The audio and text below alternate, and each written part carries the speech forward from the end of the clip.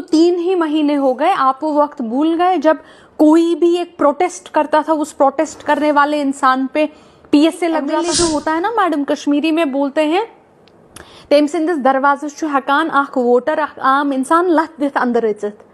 तो है कि अकिस डीसी सिंदिस दरवाज़स के 500 लोग तो मिलिटेंट नहीं हो सकते, एक हो सकता है, 2 हो सकते हैं, ये तो कॉमन सेंस है कि 1700 लोग मिलिटेंट नहीं होंगे। तो ये वक्त हमारे साथ मौजूद है नेशनल कॉन्फ्रेंस के स्पोक्स पर्सन इफरात जान, इनसे बातचीत करेंगे और कुछ अहम सवालों के जवाब जानेंगे।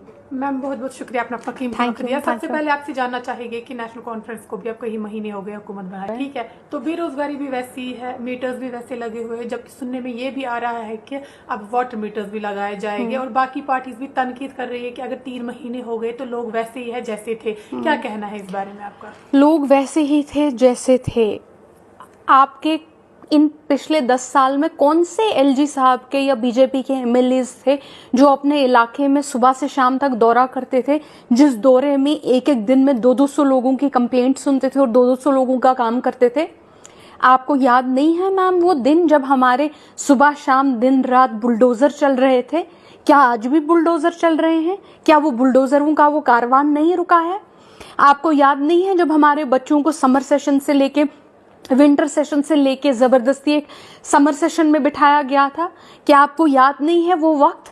अभी तो 3 ही महीने हो गए, आप वो वक्त भूल गए जब कोई भी एक प्रोटेस्ट करता था, उस प्रोटेस्ट करने वाले इंसान पे पीएसए लग जाता था शाम को। आज अगर हम प्रोटेस्ट कर पाते हैं, पीसफुल धरना दे पाते हैं, चीफ मिनिस्टर अंदर बुलाते हैं, काम हो रहे हैं, हमारा राब्ता का दफ्तर, जिस राब्ता के दफ्तर में chief minister's public grievance cell, उसमें करीबन अभी हजारों की कंप्लेंट्स फाइल हुई हैं और कंप्लेंट्स सॉल्व हुई हैं।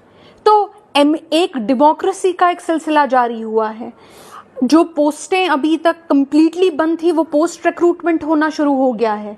तो ये कहना कि यार इन 3 महीनों में कुछ नहीं बना, और मोस्ट इम्पोर्टेंटली एक स्टेटहुड का रेजोल्यूशन पास हुआ है, 1953 का रेजोल्यूशन पास हुआ है, लोगों की आवाज बुलंद हुई है।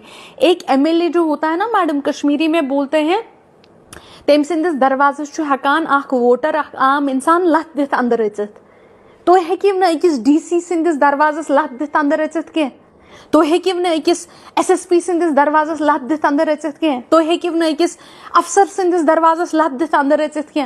एक एमएलए जो होता है वो आपके गाँव का आदमी होता है, अप्रोचेबल, एक्सेसिबल, आपकी जबान बोलता है। लोग अक्सर कहते हैं ना इनकी क्या क्वालिफिकेशन है, भाई इनकी क्या क्वालिफिकेशन है? मैं आपको एक एमएलए की क्वालिफिकेशन होती है कि अवाम उसको चुनती है, वो कश्मीरी में, वो डोगरी में, वो लोकल लैंग्वेज में बात करता है, वो उस तरह से बात करता है कि अवाम उसकी बात समझती है, वो सूट बूट नहीं पहनता है। तो ये कहना कि क्या हुआ है, मुझे अगर आपको बिल्कुल भी कोई चेंज नहीं दिख रही है, अगर आप इस प्रोपेगेंडा, बीजेपी के इस प्रोपेगेंडा में फंस रहे हैं कि कुछ नहीं हुआ है, फिर तो आपके लिए हम सब भी कर दें कुछ नहीं होगा। जहां तक वाटर मीटर की बात आती है, हमने क्लियरली बोला है वाटर मीटर नहीं लगेंगे। प्राइवेटाइजेशन का जो वो एक मीटिंग हुई थी वो दूसरे ही दिन नेशनल कॉन्फ्रेंस ने कैंसिल कर दी।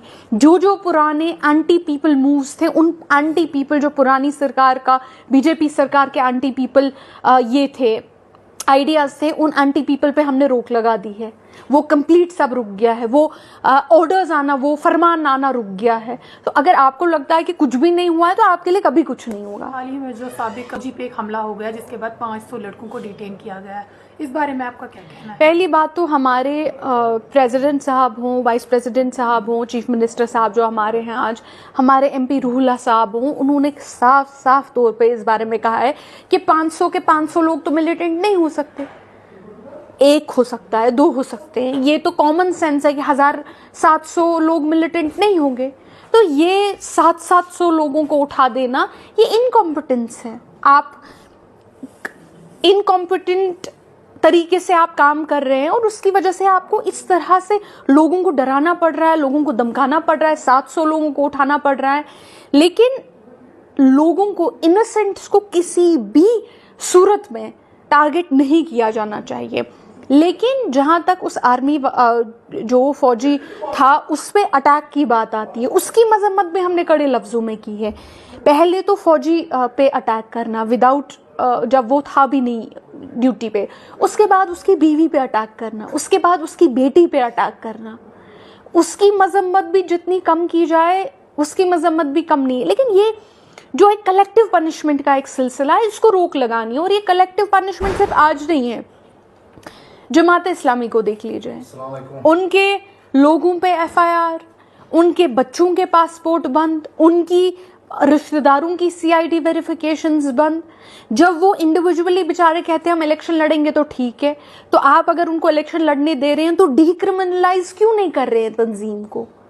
आप कहते हैं ये हमारे साथ बातचीत कर रहे हैं, अगर बातचीत कर रहे हैं तो इनको आपने क्यों, आप इन पे UAP क्यों नहीं हटा रहे हैं? ये जो एक कलेक्टिवली, मतलब आपके उनके साथ कितने भी, अगर आपकी उनके सपोर्ट है, आपका उनके साथ इख्तिलाफ है, कुछ भी है, लेकिन जो ये कलेक्टिवली आप पनिश, किसी ने कुछ गलती की है, हम बार बार कह रहे हैं आप उसको पकड़िए, हम नहीं कहते हैं आप उसको सजा दीजिए कानून के तरीके से, कॉन्स्टिट्यूशन के तरीके से, लेकिन ये करना कि एक कलेक्टिवली पूरे ग्रुप को पकड़ना, उनको क्रिमिनलाइज करना, उनके बच्चों को क्रिमिनलाइज करना, उनके पासपोर्ट बंद कर देना, उनकी नौकरियां बंद कर देना, रिश्तेदारों को सताना, ये नेचुरल जस्टिस के खिलाफ है, ये प्रिंसिपल, सेक्युलर प्रिंसिपल्स के खिलाफ है, ये इंसानियत के खिलाफ है, ये जमहूरियत के खिलाफ। साहब ने एक स्टेटमेंट दिया जिसमें उन्होंने बोला कि 35 से खाली हमें नहीं चाहिए, 53 पोजीशन चाहिए। बहुत खूबसूरती से वो बात की जो बात नेशनल कॉन्फ्रेंस के, हमारी तंजीम के मैनिफेस्टो में साफ साफ तौर पे हमारे मंशूर में लिखी गई है, जो हमारे पार्टी का बुनियादी जो हमारी पार्टी की बुनियादी बात है कि जिस वक्त, मैं आपको बताती हूँ, अक्सर लोग जो नौजवान हैं वो समझ नहीं पाते हैं कि 1953 में क्या हुआ था ऐसा। 1953 में शेख साहब को अरेस्ट किया गया था। तब तक 1953 तक क्या बात हुई थी कि हमारे पास जिस तरह से चल रहा था निज़ाम, एक काफ़ी जम्मू और कश्मीर को ऑटोनॉमी हासिल थी, जिस ऑटोनॉमी की हम बात करते हैं। जब 1953 में शेख साहब को गिराया गया, मतलब ज़बरदस्ती, और उसके बाद बख्शी साहब को लाया गया, फिर बख्शी साहब ने, सादिक साहब ने, गुलाम नबी लोन साहब ने, मुफ्ती मोहम्मद सईद साहब ने, इन्होंने 1960s और 1970s के दौर में 370 में काफ़ी ज़्यादा अमेंडमेंटें की, इतनी ज़्यादा अमेंडमेंटें की कि एक तरह से 370 को इन्होंने खोखला कर दिया, कंप्लीटली खोखला कर दिया गया था 370 को। जब हम कहते हैं, नेशनल कॉन्फ्रेंस कहती है हमें प्री 1953 पोजीशन वापस चाहिए, हम कहते हैं हमें शेख साहब की पोजीशन, कॉन्फ्रेंस कहती है कि ये अगर हुआ, ये हमारे पार्टी के मंशूर में है। आज तो आगा साहब हमारी पार्टी का मंशूर बोल, मतलब बहुत खूबसूरत तरीके से बोल रहे हैं। अगर आप देखेंगे जो रेजोल्यूशन नेशनल कॉन्फ्रेंस ने 2000 में पास किया था, तब तो 2000 में नेशनल कॉन्फ्रेंस ने रेजोल्यूशन पास किया था। हमने ऑटोनॉमी का रेजोल्यूशन आज जो जिसकी आज बात हो रही है, प्री 1953, या इसको ऑटोनॉमी भी हम कहते हैं, ऑटोनॉमी रेजोल्यूशन या प्री 1953 रेजोल्यूशन, ये रेजोल्यूशन नेशनल कॉन्फ्रेंस ने आज से पहले 25 साल पास किया था, 25 साल पहले। तब तो आज के बहुत सारे लीडर जो आप देखते हैं वो तो थे भी नहीं तब, या मतलब पॉलिटिक्स में नहीं थे। तो ये नेशनल कॉन्फ्रेंस का बुनियादी, ये हमारी एक बुनियादी डिमांड रही है कि हमें उस स्टेटस पे वापस जाना